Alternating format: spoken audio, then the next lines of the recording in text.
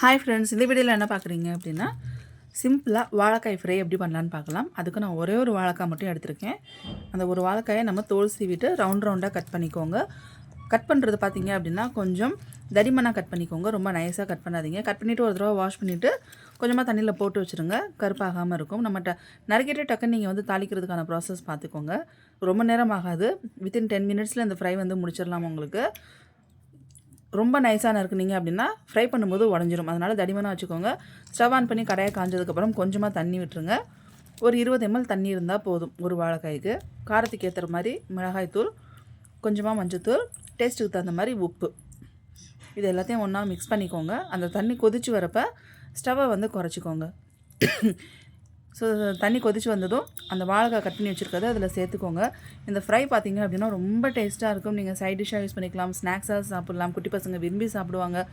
Tiffin பாக்ஸுக்கு, லஞ்சுக்கு எல்லாத்துக்குமே நீங்கள் வந்து யூஸ் பண்ணிக்கலாம்.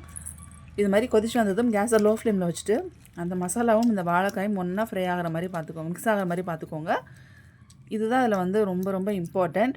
ஏன்னா நம்ம வந்து எண்ணெய் கம்மியாக யூஸ் பண்ணி இந்த ஃப்ரை பண்ண போகிறோம். அதனால தான் இந்த ப்ராசஸ் எல்லாமே நமக்கு ரொம்ப முக்கியம். இதில் மசாலா வந்து ரொம்ப அதிகமாக சேர்க்கணும்னு இல்லை ஃப்ரெண்ட்ஸ். இதுவே உங்களுக்கு வந்து அவ்வளோ டேஸ்ட்டாக இருக்கும்.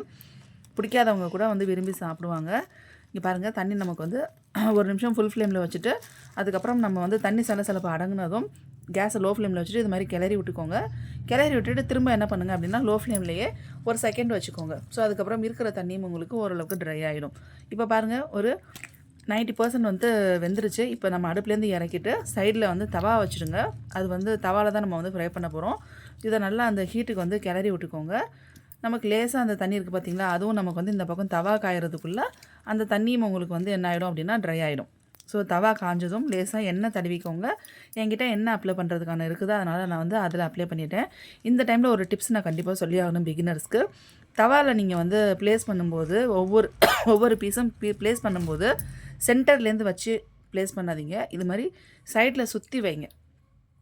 என்ன காரணம் அப்படின்னா, சென்டரில் பார்த்தீங்க அப்படின்னா கேஸோட ஃப்ளேம் வந்து ஹீட்டாக இருக்கும்.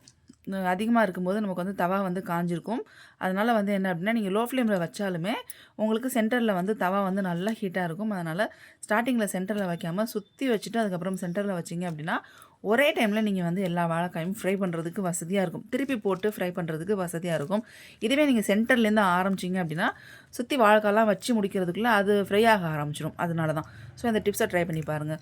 எல்லாம் ப்ளேஸ் பண்ணி முடிச்சதுக்கப்புறம் இது மாதிரி எண்ணெயை கொஞ்சமாக எடுத்து என்ன பண்ணுங்கள் அப்படின்னா ஸ்ப்ரிங்கிள் பண்ணி விடுங்க. எல்லா வாழைக்காயிலையும் படுற மாதிரி உங்கள்கிட்ட ஸ்ப்ரே பண்ணுற மாதிரி பாட்டில் இருந்தாலும் சரி, இல்லை ஸ்ப்ரிங்கிள் பண்ணுற மாதிரி எது இருந்தாலும் நீங்கள் யூஸ் பண்ணிக்கோங்க. இல்லை அப்படின்னா ஸ்பூனால் நீங்கள் எது பண்ணுறதா இருந்தாலும் ஜஸ்ட்டு வந்து என்ன பண்ணுங்கள் அப்படின்னா சொட்டு சொட்டாக ஊற்றி விடுங்க. எல்லா வாழைக்காயிலையும் படுற மாதிரி. எண்ணெய் வந்து சொதன்னு இதுக்கு வந்து யூஸ் பண்ண வேணாம். லிமிட்டடான ஆயில் உங்களுக்கு அதுவே போதும். கேஸை ஃபுல் ஃப்ளேமில் வச்சுட்டு உங்களுக்கு வந்து தெரியும் நமக்கு ஃப்ரை ஆகிறது. அந்த டைமில் என்ன பண்ணுங்கள் அப்படின்னா டக்குன்னு திருப்பி போட ஆரம்பிச்சிடுங்க. தொடர்ந்து அதிலே வைக்கக்கூடாது. ஏன்னா ஆல்ரெடி நமக்கு 90% வெந்து வந்த வாழைக்காய் தான் அது.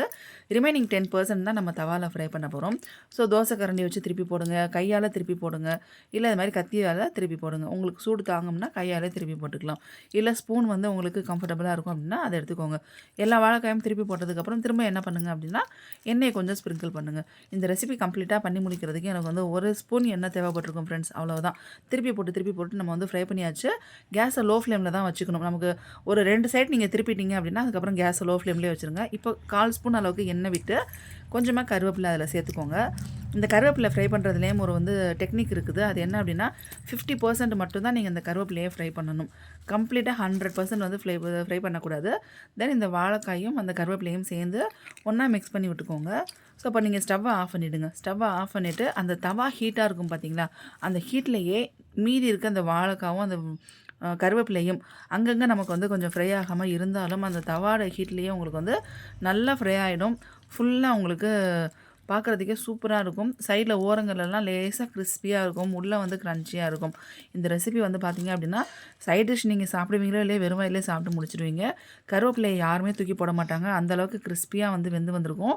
அவ்வளோ டேஸ்ட்டாக இருக்கும் ஃப்ரெண்ட்ஸ். கண்டிப்பாக இதை ட்ரை பண்ணி பாருங்கள். சூடு ஆறுனதுக்கப்புறம் வேறு பாத்திரத்துக்கு மாற்றிக்கோங்க. இப்போ பார்த்தீங்க அப்படின்னா அந்த வாழைக்காய் வந்து பாருங்கள் எந்த அளவுக்கு நல்லா வெந்து வந்திருக்கு அப்படிங்கிறது உங்களுக்கு பார்த்தாலே தெரியும். ஸோ ஃப்ளெக்சிபிளாக நமக்கு வந்து ஃபோல்ட் ஆகும். ஓரங்கள் பார்த்தீங்கன்னா லேசாக கிறிஸ்பியாக இருக்கும்.